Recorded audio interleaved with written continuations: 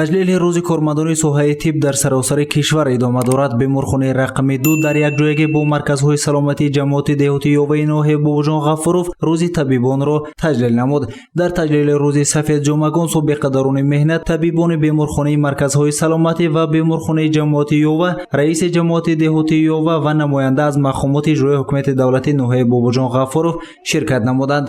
дилором турсунзода муовини раиси ноҳия зимни суханронии хеш афзуд ки ворисони ибни сино дар пешбурди ҳамаҷонибаи соҳаи тандурустӣ саҳми хешро мегузоранд. афзуд ки беморхонаи рақами 2 ҷамоати деҳотӣ ёва баҳри пешгирии бемории коронавирус саҳми босазо гузошта меҳнати содиқонаву софдилона намуданд. муовини раиси ноҳия афзуд ки табибони ҷамоат ба қасамиёт кардаи худ содиқ монда кӯшиш намуданд ки беморони гирифторони коронавирусро ҳарчи зудтару беҳтар табобат намоянд. ин буд ки беморхонаи ҷамоат аввалин шуда дар вилоят аз ӯҳдаи вазифаҳои гузошта шуда баромада саҳми хешро дар беҳтар намудани саломатии мардум гузошт.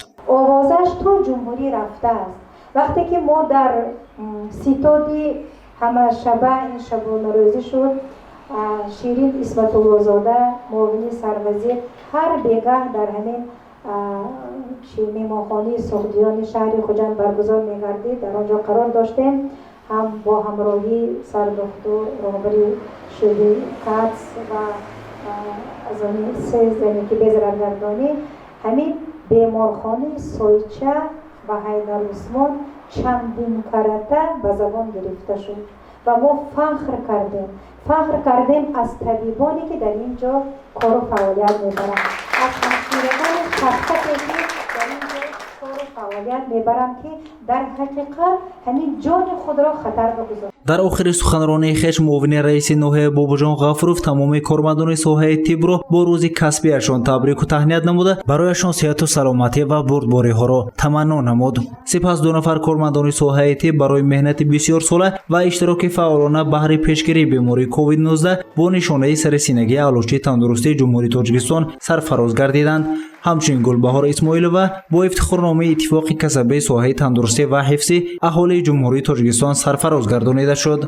аз тарафи ҳукумат он кормандоне ки фаъолона иштирок мекунанд онҳо ҳамеша қадрдонӣ карда мешаванд. ин моро рӯҳбаланд мекунад ки дар оянда барои сатҳу сифати хизматрасониро боз ҳам баланд бардоштан кӯшиш ба харҷ кунем.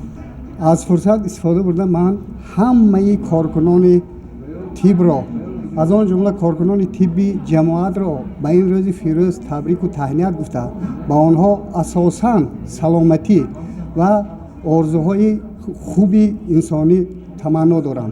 бигзор ҳамавақт саломат бошанду баҳри халқи азизамон хизмат кунанд. фурсати муносиб истифода бурда ҳамаи ҳамдиёрони худамро бо ин иди касбии табибон ҳама ҳамкасбонамо табрик муборакбод гуфта ба ҳамашон тансиҳати хонаободӣ таманно мекунам.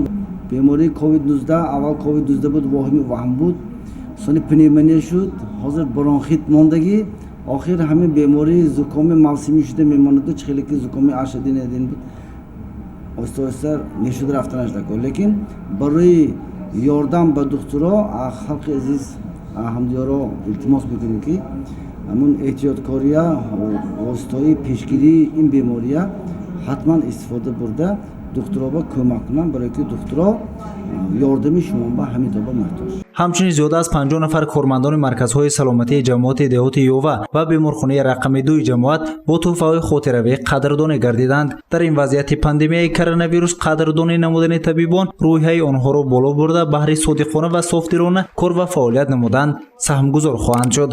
гузориши Саид Мухтори Саиданвар, Насимҷон Раҳимов барои барномаи иттилоотӣ хабар.